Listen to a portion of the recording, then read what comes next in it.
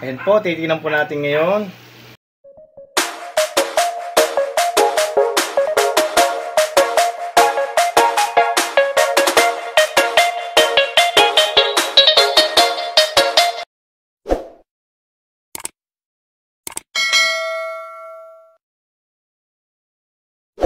Hello mga kaloto, ito na naman tayo ulit. Magluluto po tayo ng pakbet, Tagalog version. Tagalog version po kasi alamang ang ating gagamitin.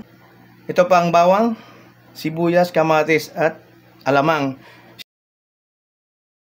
Marami po kaming giniling, kaya giniling na lang po natin ang kamote. At ito na po ito yung lulutong pakbet. Ayan po. So una nating ulo, siyempre, magigisa na po tayo ngayon. Tagalog version kasi ginisa tapos alamang ang gagamitin natin. Pag sa amin po kasi mga Ilocano, nagsasabay-sabay na po yan, nasa ilalim ang karne. Tapos, yung mga sibuyas, saka yung mga gulay po. Saka bubuhusan nyo ng bagoong. Kaya tinawag na Ilocano. Lutong Ilocano, maraming halo na gulay. Sari-sari po yon. Tagalog naman po, ito lang po. Sibuyas. Hindi ko na po ganong ginikisa yung sibuyas para mabango siya. Okay na po yan. Kamatis po. Ayan. Depende na po sa inyo yan kung maglagay ng cube. Ganyan na po yan. Hindi po gaano ginigisa ngayon yan. Gawa nung naluluto na po yan. Kasi sasabay ng luto ng giniling. Ito po. Ang cubes po yan. Bahala po kayo kung anong brand ng cube ilalagay nyo. Ito natin ang oil.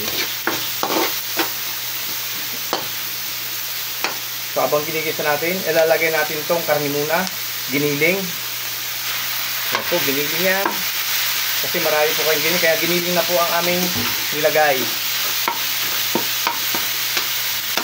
Gaya po ng sabi matatanda, kailangan daw ipatunogin ng kawali para nagmumukhang masarap ang yung niluto. Pag narinig ng kapitbahay, may ingit na sila. Kala napakasarap ang luto.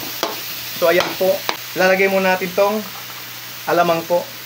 Ito pong alamang na ito, hinugasan ko ng konti, gawa ng medyo maalat. Ayan, ihulog na po natin.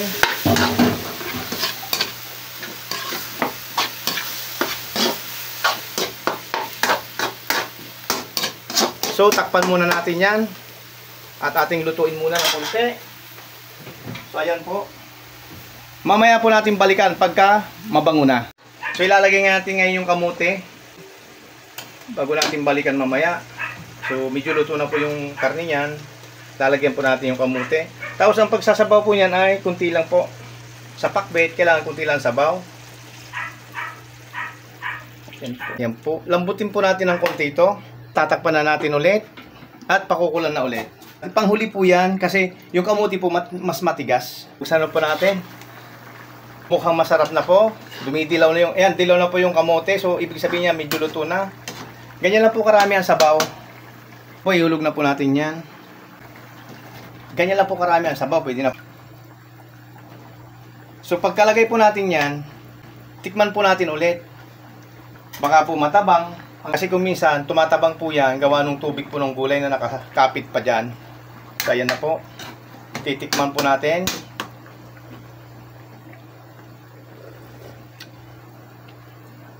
Masarap na po. So, antayin na lang po natin maluto ang gulay. Takpan po natin ulit. Ayan po. Atin na pong titignan. Ayan na po. Okay na po. Luto na po yan. Luluto po ng pinakbet. Kailangan po medyo kunting alat. Hindi naman yung sobra. Kasi pag medyo matabang ang pakbet, hindi po malasa siya.